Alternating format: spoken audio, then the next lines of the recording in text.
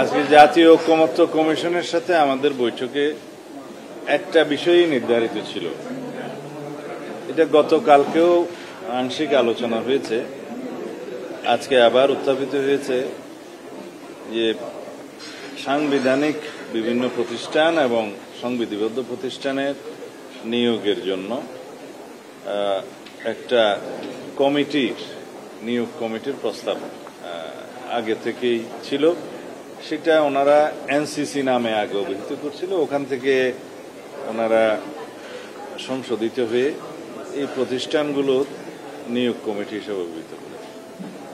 আমরা ফ্লোরে সব আলোচনা শুনলাম, গতকালকেও শুনেছি, কিন্তু পূর্ব 2-1 দিন আলোচনা হয়েছে।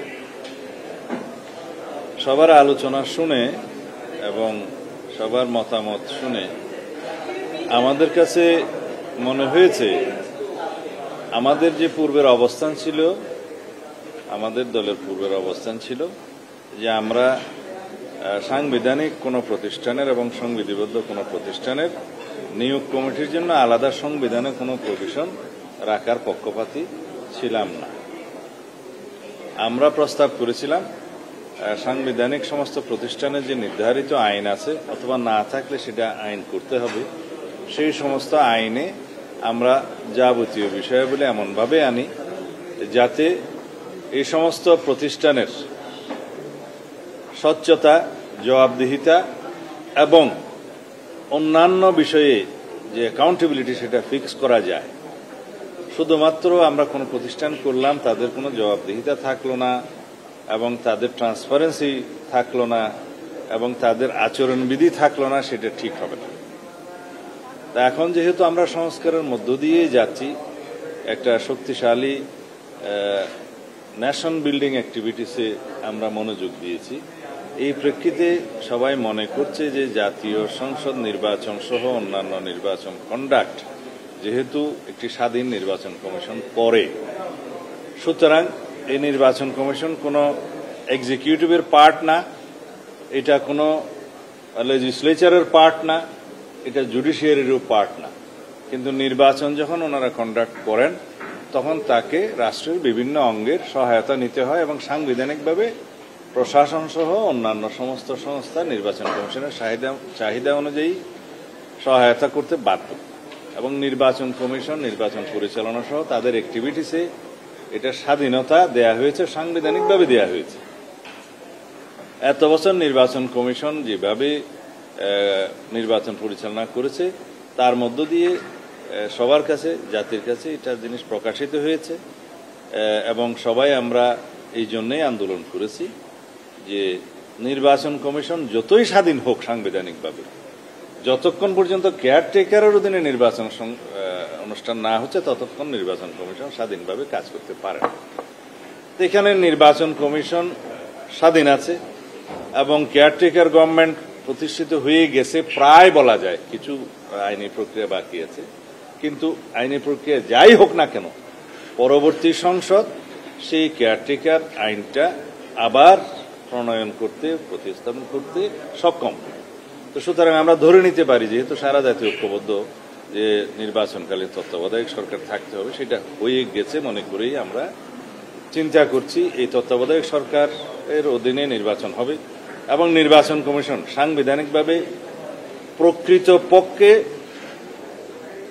আক্ষরিকভাবে স্বাধীন হলেও বাস্তবভাবে স্বাধীন ছিল না। সুতরাং তাকে তার নিয়োগ প্রক্রিয়াটা এমনভাবে করতে হবে যাতে নির্বাচন কমিশন কার্যক্রমে সত্যিকারভাবে স্বাধীন হয়। সেই লক্ষ্যে সবাই সাজেস্ট করেছে, সবাই অভিমত প্রকাশ করেছে যে নির্বাচন কমিশনের গঠন প্রণালীটা এমন একটি কমিটির মাধ্যমে হতে হবে সেখানে সরকারি দল, বিরোধী দল সবারই অংশগ্রহণ থাকতে হবে। তো এই প্রক্রিয়ার মধ্য দিয়ে নির্বাচন কমিশন গঠন সংক্রান্ত সংবিধানের 118 অনুচ্ছেদের সাবসেকশন 1 অনুসারে নির্বাচন কমিশন যেখানে গঠন করার কথা বলা আছে, সেখানে একটা কমিটি সাজেস্ট করা হচ্ছে যেখানে সবাই ঐকমত্য পোষণ করেছে। আমি নিজে প্রস্তাব করেছি, সেই জায়গায় আমরা আমাদের দলের অবস্থান থেকে শুধুমাত্র সাংবিধানিক প্রতিষ্ঠান হিসেবে নির্বাচন কমিশন গঠন সংক্রান্ত এই জায়গায় আমরা একমত, কিন্তু অন্যান্য যে সমস্ত সাংবিধানিক প্রতিষ্ঠান এবং সংবিধিবদ্ধ প্রতিষ্ঠানের ক্ষেত্রে সংবিধানে নিয়ে আসার জন্য আইন সংশোধনের যে প্রস্তাব করা হয়েছে তার সাথে আমরা একমত না হয়ে শুধুমাত্র নির্বাচন কমিশনের ক্ষেত্রে আমরা একমত হয়েছি এই কন্ডিশনে। তো সেটা আমাদের দলীয় অবস্থান। আমরা মনে করি এই নির্বাচন কমিশনের গঠন প্রক্রিয়া যেভাবে আমরা এখানে পরামর্শটা আমারই ছিল এবং নির্বাচন কমিশনের আরো লম্বা তালিকা ছিল এই কমিটির। আমরা সাজেস্ট করেছি স্পিকার যিনি সভাপতি থাকবেন এই কমিটির, ডেপুটি স্পিকার বিরোধী দল থেকে যিনি মনোনীত হবেন, প্রধানমন্ত্রী বিরোধী দলীয় নেতা এবং জুডিশিয়ারির একজন প্রতিনিধি, চিফ জাস্টিস মনোনীত একজন অ্যাপিল বিভাগের অ্যাপিলেট ডিভিশনের একজন প্রতিনিধি বিচারক থাকবেন। এই 5 সদস্য বিশিষ্ট কমিটিকে আমরা সিলেকশন কমিটি বলছি। এখানে আমি কয়েকটি দেশের উদাহরণ থেকে টেনে বলেছি ওনাদেরকে যে এইটা হচ্ছে সিলেকশন কমিটি, যে সিলেকশন কমিটি নামগুলো সিলেক্ট করে প্রস্তাব করবে রাষ্ট্রপতির কাছে, তিনি অনুমোদন করবেন। কিন্তু এই সিলেকশন কমিটিকে সহায়তার জন্য একটা আইন প্রণয়নের মধ্য দিয়ে এখানে অনুসন্ধান কমিটি, সার্চ কমিটি যাই বলি আমরা, এটা করতে হবে সেই আইনের মধ্য দিয়ে তারা নাম আহ্বান করবেন, বায়োডাটা নিবেন। এটা সিভিল সোসাইটির পক্ষ থেকে দিতে পারে, পলিটিক্যাল পার্টিসগুলোর পক্ষ দিতে পারে, জনসাধারণ দিতে পারে। তারা একটা তালিকা প্রণয়ন করবেন, সেই তালিকার থেকে তারা একটা শর্ট লিস্টিং করবেন, সেটা তখন আইনে থাকবে এই বিষয়গুলো। এবং সেই সাচিবিক সহায়তা স্পিকারের অফিস করতে পারে, সেইভাবে এখানে বলা আছে। সেই সাচিবিক সহায়তার মধ্য দিয়ে যে শর্ট লিস্টিংটা হবে সেটা সিলেকশন কমিটির কাছে প্রদান করা হয় এবং সিলেকশন কমিটি সেইখান থেকে নাম নিতে পারেন তাদের যাচাই বাছাই প্রক্রিয়ার সর্বসম্মতিক্রমে, অথবা এই যে শর্ট লিস্টিং তার বাইরে থেকেও তারা নিজেরা ইচ্ছা করলে অন্য নাম প্রস্তাব করতে পারেন।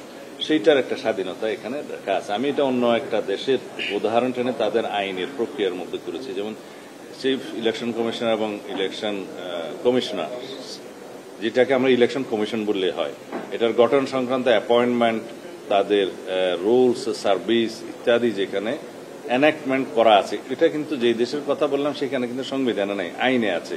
তো যেহেতু আমাদের অতীত অভিজ্ঞতা ভালো নয়, সেজন্য আমরা হয়তো এক জায়গায় আসতে পারিনি, আমাদের তো আগের প্রস্তাব ছিল আইনে আনি, এখন বলছেন না সেটা সংবিধানে আনো, তা আমরা একমত হয়েছি।